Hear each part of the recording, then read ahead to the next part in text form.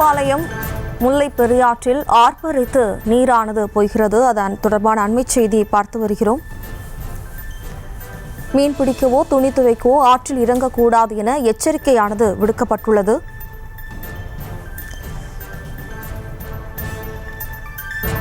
இது தொடர்பான எச்சரிக்கையானது ஒலிபெருக்கி வாயிலாக மக்களுக்கு அறிவிக்கப்பட்டு வருகிறது.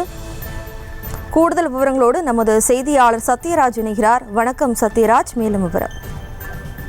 வணக்கம் சேத்ரி. தேனி மாவட்டம் உத்தமபாளையத்தில் பாய்கின்ற முல்லை பெரியாற்றில் இன்று தண்ணீரின் வரத்தானது அதிகரித்து காணப்படுகிறது. குறிப்பாக முல்லை பெரியாறு அணையிலிருந்து தமிழக பகுதிகளுக்கு 1400 கனஅடி வீதம் தண்ணீர் திறக்கப்பட்டு வருகிறது.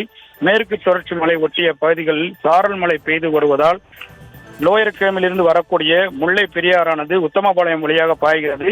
உத்தமபாளையம் முல்லை பெரியாற்றில் தண்ணீரானது ஆர்ப்பரித்து செல்கிறது. கடந்த 5 நாட்களுக்கு முன்பு மாவட்ட நிர்வாகத்தின் சார்பாக ஆழமான பகுதிகளுக்கு பொதுமக்கள், பள்ளி குழந்தைகள், கல்லூரி மாணவர்கள் செல்ல வேண்டாம் என அறிவுறுத்தப்பட்டு இருந்தது. அதனைத் தொடர்ந்து பேரூராட்சி நிர்வாகத்திற்கு எச்சரிக்கை விடுக்கும் விதமாக ஒலிபெருக்கி வாயிலாக பொதுமக்களுக்கு அறிவுரை வழங்க வேண்டும் என கூறியிருந்தார் மாவட்ட ஆட்சியர். அதனைத் தொடர்ந்து இன்றும் 6வது நாளாக உத்தமபாளையம் முல்லை பெரியாற்றில் தண்ணீரானது ஆர்ப்பரித்து செல்கிறது. தற்பொழுது முதலாம் போக நடவு பணிகள் நடைபெற்று வருவதாக விவசாயிகள் பெரும் மகிழ்ச்சி அடைந்து வருகின்றனர்.